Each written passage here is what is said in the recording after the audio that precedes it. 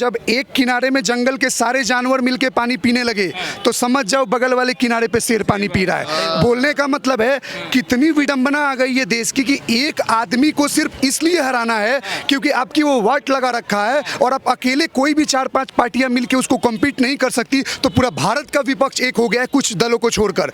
तो आप मानसिकता देख रहे हो कि मोदी बस हटाना है। क्यों? क्योंकि मोदी पसंद नहीं है। तुम्हारे चोरी किया हुआ जो क्या करते थे, घूस ले लेके खाते पीते थे, वो बंद हो चुका है। इलीगल काम नहीं हो रहा है। 14 के बाद कोई बता दे भारत में कहां बम ब्लास्ट हुआ है? एक भी देश में बम ब्लास्ट नहीं हो रहा है, हिंसा नहीं हो रहा है। अब लोग बोलेंगे कि मर्डर केस तो हर जगह हो रहा है। तो भैया हर आदमी के लिए एक पुलिस फोर्स तो नहीं दे सकते ना। आदमी को एज ए रिस्पॉन्सिबल सिटीजन उसको इतना अपडेट रहना चाहिए कि रोड पे 4 लोग मिलकर किसी लड़की को मार रहे हैं तो as a responsible citizen Hindu धर्म के लोग या कोई भी धर्म के लोग है जाकर उसको बचाए। तो आप इंतजार करते हो, वीडियो बना लो, आप इंतजार डरते हो, ऐसे चौर में चलते हो गाड़ी फॉर्च्यूनर और स्कॉर्पियो लेकर कि बदमाशू करते रहते हो एनसीआर में, और मर्डर केस कुछ होता है भग जाते हो दुम दबा के। तो इंटेंशन देखो फटती है इन लोगों की। 2014 के बाद ये भी आरोप ये लग रहे हैं कि अगर बार मोदी को नहीं हराए ना तो यहाँ पर जो है संविधान को ही चेंज कर दिया जाएगा। ये कपिल सिब्बल जो कांग्रेस के नेता हैं उनकी तरफ से आरोप है कि जो है अगर नहीं इस बार मोदी को हराए ना तो संविधान ही बदल देंगे, चीन जैसा एकदम माहौल 2029 में भी यही बोलते हुए मिलेंगे। हाँ, 2029 में भी यही बोलते मिलेंगे। 2019 में भी इन्होंने यही बोला था कि हम लोग वो बिल लाएंगे जिससे सरकार गिरा देंगे। क्या हुआ? 19 में भी नहीं गिरा पाए, अभी भी लाए थे अविश्वास प्रस्ताव जो लाए थे। तो आप ये लाते रह जाओगे, बूढ़े हो जाओगी और आपकी यही मानसिकता रही तो आने वाली आपकी 10-10 पीढ़ियां मिट जाएगी, लेकिन ये नहीं मिटेंगे। अच्छा, ये अलायंस की बात हो रही है तो 2024 में किसको लग रहा है विपक्ष का कोई नेता आपको मजबूत दिख रहा है? क्योंकि कांग्रेस के नेता राहुल गांधी जो हैं उनको तो शशि थरूर ही नहीं मानते हैं कि वो प्रधानमंत्री बनने लायक हैं, वो खुद ही आज बोल रहे हैं। एक बात बताओ, अलायंस की बात करते हो, यहाँ सभी जनता इतना अपडेट है कि किस स्टेट में किसकी सरकार है। केरला में किसकी है? कम्युनिस्ट की। बंगाल में किसकी है? टीएमसी की। राजस्थान में किसकी है? कांग्रेस की। आपका पंजाब में किसकी है? आपकी। दिल्ली में किसकी है? आपकी। तो अब एक बात बताओ, एक स्टेट में आप लोग खुद लड़ रहे हो कि मेरी सरकार आए, मेरी आई। वहां कम्युनिस्ट का टीएमसी वालों का कांग्रेस से नहीं बनता, कम्युनिस्ट का कांग्रेस से नहीं बनता, कांग्रेस का आपसे नहीं बनता, आपका बीजेपी से नहीं बनता, और आप इकट्ठा होकर ये साबित करना चाहते हो IN.I.A लगा के कि आप यूनाइटेड हो गए। अरे पहले खुद में तो यूनिटी ला लो। दिल्ली ऑर्डिनेंस बिल तो पास कर नहीं पाए, क्लेम कर रहे थे कि राज्यसभा में हमारे पास मेजोरिटी है। दिल्ली ऑर्डिनेंस बिल में क्या हुआ? लोकसभा में बिल पास हो गया और राज्यसभा में इनकी फट गई ना, बिल तक पास नहीं हुआ इनसे। अपने आप को राज्यसभा में मेजोरिटी क्लेम नहीं कर पाए और बात करते हैं मोदी को हराएंगे। हरा दो, फिर क्या करोगे? मंडे को राहुल गांधी को PM बनाओगे, ट्यूसडे को मायावती को बनाओगे, वेडनेसडे को किसको, इनको शरद पवार को बनाओगे। हाँ, 7 दिन में क्या 7 PM चूज करोगे? पहले तो ये क्लियर करो कि आप किसको रिप्रेजेंटेटिव फेस रखने वाले हो। अब एक और कोई स्टेटमेंट पास किया था कि हमारे पास तो इतने सारे ऑप्शन है कि हम किसी को बना सकते हैं, और ये बोलते हैं मोदी जी के पास कौन है? एक ऑप्शन है। जिस दिन मोदी जी राजनाथ सिंह या नितिन गडकरी की बात करेंगे तो इनकी कैरियर खत्म हो जाएगी। अरे तुम कैरियर खत्म करोगे? अपना कैरियर बता लो। जैसे ही इलेक्शन खत्म होगा, बीजेपी बहुमत से आएगी, उस दिन ये कुत्ते बिल्ली की तरह वापस लड़ना स्टार्ट कर देंगे।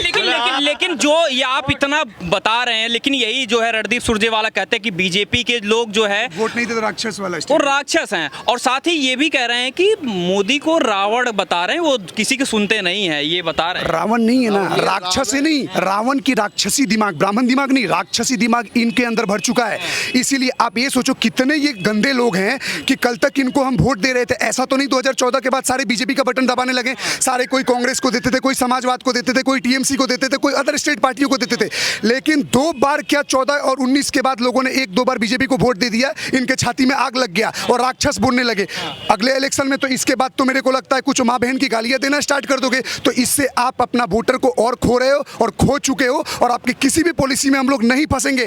एक बात बताओ, मैं रहता हूं असम में, परमानेंट बिहार से रहता असम में हूं। एक वोट देने के लिए मैं और मेरा भाई यहाँ NCR से गाजियाबाद से जाते हैं, फ्लाइट की टिकट कराकर वोट देकर अप डाउन करते हैं लोकसभा इलेक्शन में।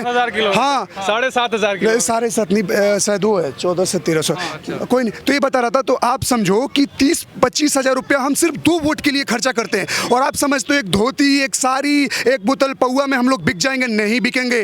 राष्ट्र हित के लिए वोट दे रहे हैं और तुम्हारी नफरत का हम और वोट देकर जवाब देंगे। लगातार केजरीवाल लगातार फ्री, आपको नहीं लगता कि जो केजरीवाल फ्री दे रहे हैं, पानी दे रहे हैं, राशन दे रहे हैं, सब दे रहे हैं, तो उनको भी वोट देना चाहिए, उनको भी CM बना दो, PM बना दो? जिस दिन इसने फ्री बंद कर दिया ना, वोट लेके दिखा दे भाई साहब ये हाँ। फ्री पे ही वोट ले रहा है ये। और वहाँ की जो जिन्हें फ्री में दे रहा हो ना, वे देखो फ्री का मजा ले रहे हैं। और जो आप बोले थे ना फ्री में, आप किसी भी सरकारी हॉस्पिटल में जाना, वहाँ पर ये देखना कौन सबसे ज़्यादा फ्री यूज कर रहा है, फ्री में कौन वहाँ पर सबसे ज़्यादा जो फ्री में है ना, वो सबसे ज़्यादा यही लोग हैं जिनको हराम का चाहिए भाई साहब। अच्छा। दिल्ली में सब फ्री कर दिया, इतना कर्जा कर दिया दिल्ली पे, इन्होंने कर दिया है कर्जा। और इनके जो मंत्री हैं वो ये बोल रहे हैं कि पूरे देश पे इतना कर्जा है। अबे पहले दिल्ली पे तो देख ले कितना कर्जा है भाई, देश पे पूरे बाद में देखना। ऐसे आप मांगते रहते हो कर्जा, ऐसे तो फ्री की पॉलिसी में टैक्स का पैसा बर्बाद कर देते हो इधर उधर। मैं तो सोचता हूँ क्या दिल्ली के लोगों का आत्म स्वाभिमान और जमीर मर गया है कि आप बस का टिकट नहीं कटा सकते, आप पानी नहीं ले सकते फ्री यूनिट इलेक्ट्रिसिटी देने में। और एक बात बताओ, आप तो ऐसे पैसा खर्च कर देते हो एडवर्टाइजमेंट में और ये सब पॉलिसियों में, और जब पैसा आपका खत्म हो जाता है तो केंद्र सरकार को बोलता हो कि राहत फंड दे, कि हमसे स्टेट नहीं चल रहा है। डॉक्टरों को देने को पैसा नहीं होता तो आप मांगते हो पैसा दे। एक बात बताओ, मैं बताऊं, थोड़ा सा जमीर होना चाहिए। आप ये जो कर रहे हो ना, जनता देख रही है, और एक ना एक दिन जिस दिन ये हारेंगे ना, उसके बाद इनका ना दोबारा असंभव हो जाएगा। मैं लिख के देता हूँ। आप जो है इतना जो आप लोग तारीफ कर रहे हैं, कह रहे हैं कि 2024 में मोदी जी की वापसी होनी चाहिए, लेकिन जो अलायंस है लगातार, ममता दीदी भी लगातार जो है लगातार हमला किए हुए हैं। होनी नहीं चाहिए, आ रही है, लिखवाओगे इन सबसे लिखवाओगे, आ रही है। एडवांस में बोल रहा हूँ, जिस दिन ये बात सच हो जाए ना तो मेरा एक रील बना के शेयर करना कि इस बंदे ने बोल दिया था। प्रकाश सिंह नाम है, गाजियाबाद में रहता हूँ, बोला हूँ मोदी आ रहा है बहुमत से, बदल लेना इस स्टेटमेंट को, और बाहर गई तो मैं 1 लाख रुपए दूंगा आपको। इनके पास है कौन, किसे लेकर आएंगे? राहुल गांधी को लेकर आएंगे? इनके पास तो इनके पास चेहरों की कमी नहीं कर रहे हैं कि हमारे पास अरविंद केजरीवाल है, राहुल गांधी है, ममता दीदी है, नीतीश कुमार है, एमके स्टालिन है, सारे नेता तो इनके पास पड़े हुए हैं। रावण के पास भी है ना 10 चेहरे थे। रावण के पास 10 चेहरे थे, एक चेहरे वाले ने मारा है बस, एक चेहरे ने, श्री राम ने, एक ही धनुष में। तो मोदी जी राम है मतलब? अरे और है यार, राम है भाई, राम है। और इसी वजह से ये सारे 10 के 10 जो चेहरे इकट्ठे हो रहे हैं सरकार बनाने के, गिराने के चक्कर में नहीं गिरा पाएंगे भाई। क्यों?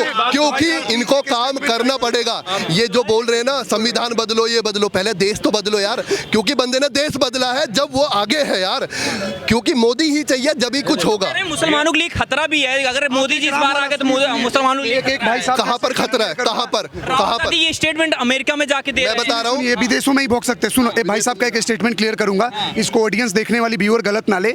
भगवान राम का जो स्टेटमेंट हुआ मोदी जी को, हम बोले कि हम वो उनके आदर्शों पे चलते हैं और 1% हम लोग बनने की कोशिश करते हैं, क्योंकि राम इस दुनिया में कोई नहीं बन सकता। राम के चरणों में हम 1% कोशिश कर सकते हैं, बट उनके जैसा रिजेम्बलेंस ला सकते हैं उनके फॉलो करके पाथ को। बहुत बढ़िया। ये बताइए, मुसलमान कहाँ भाई? सरकारी हॉस्पिटल में सबसे ज्यादा ये फ्री ले रहे हैं, राशन में सबसे ज्यादा ये फ्री ले रहे हैं, हर जगह ये फ्री ले रहे हैं। जो सही मुसलमान है उसको फ्री का नहीं चाहिए। उनकी कुनार उसमें बुक में भी लिखा हुआ है कि ये हराम का कभी नहीं खाएंगे भाई, जो सच्चा मुसलमान होगा। लो भाई ये रहा। क्या नाम हुआ आपका? मोहम्मद आजम। आजिम, ये बताइए कि 2024 का चुनाव आने वाला है, उससे पहले लड़ाई जो है कांग्रेस, राहुल गांधी, नरेंद्र मोदी के बीच में होने वाला, किसको चुन रहे हैं आप? मैं वोट ही नहीं दूंगा। कहाँ है भैया, इतना नाराज किस लिए चल रहे हैं? सब बेकार हैं। सब बेकार है। अच्छा चलिए फिर मैं आपको बता। अब ये बताइए, आपसे ये जानना चाहेंगे, क्योंकि देखिए 2014 से जब से नरेंद्र मोदी की सरकार आई है, ये कहा जा रहा है कि कट्टर हिंदुत्ववाद का जो है ये चीज़ें चल रही हैं। यहाँ पर जो है कोई मुस्लिम है वो खुल के बातें नहीं रख सकता है, और कोई अगर रख रहा है तो उसके ऊपर जांच एजेंसी बिठा दी जाती हैं। आपको क्या लग रहा है, ये चीज़ें जो बोली जा रही हैं वो सही हैं, गलत हैं, कैसे देख रहे हैं?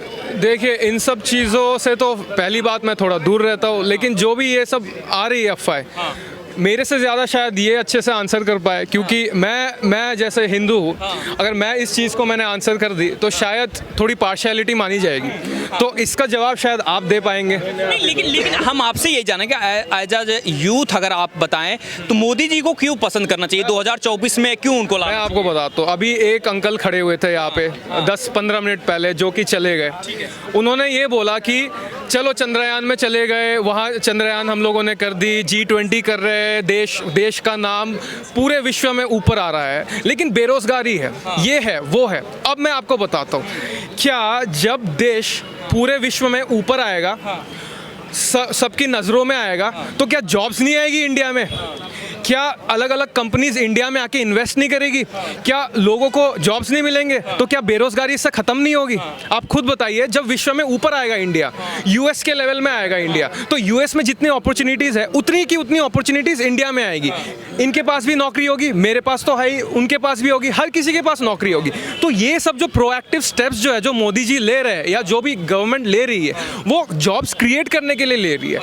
तो सबसे पहला, me being an Indian citizen, मेरा क्या मोटिव होना चाहिए कि हमारा देश जो इतने साल पीछे चला गया था क्योंकि यूएस और ब्रिटिश ने आके इतना लूट मचाया था इंडिया में, उसको हम विश्व में ऊपर लेके आए, पहले दो लोगों के नज़रों में लेके आए, जो कि वो मोदी जी कर रहे हैं।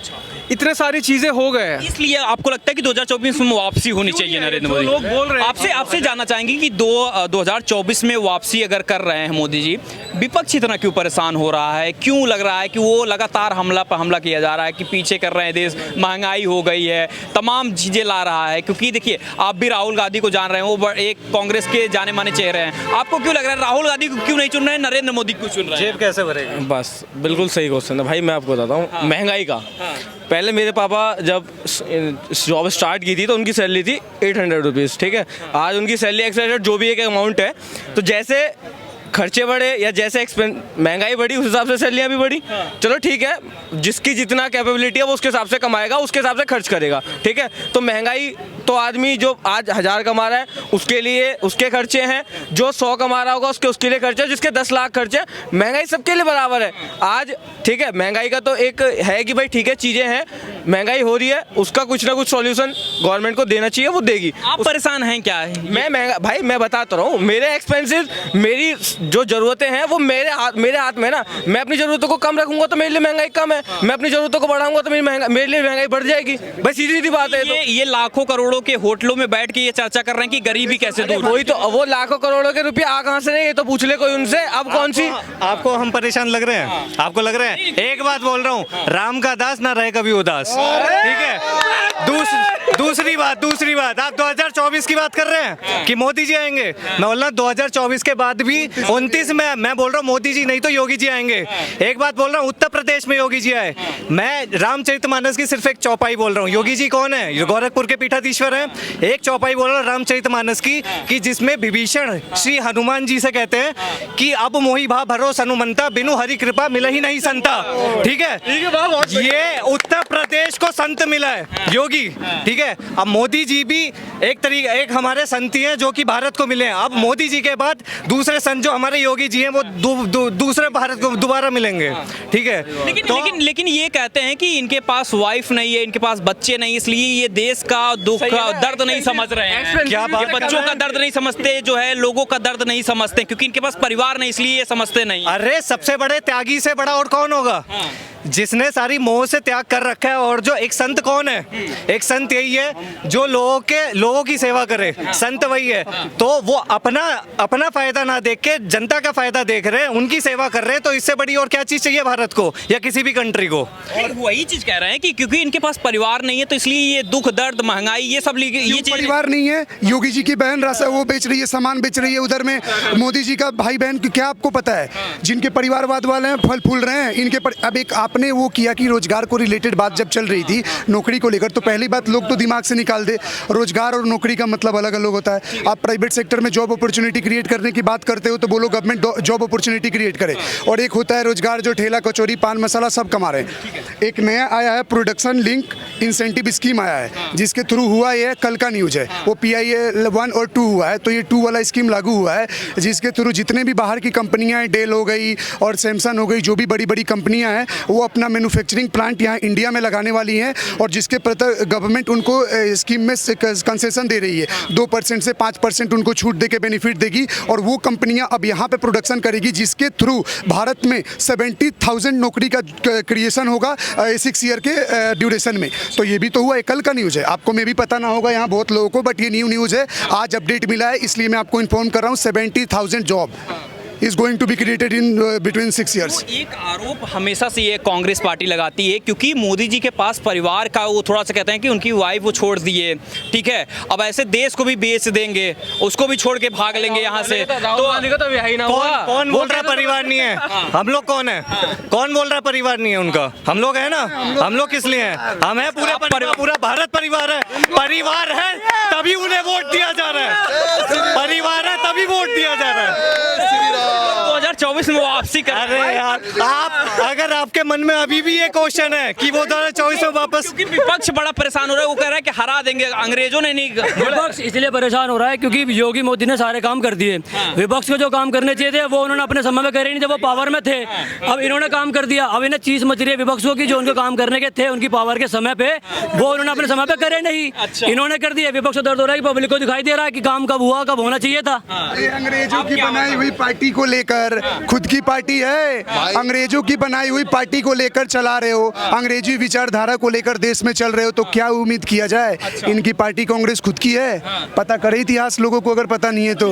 दूसरी की दी हुई भीख की पार्टी लेके ढो रहे हो गांधी सरनेम लगा के और अपने आप को देशभक्त बताते हो। ठीक है, करो, जनता को आप फोर्स नहीं कर सकते ना। देशभक्त नहीं लगते।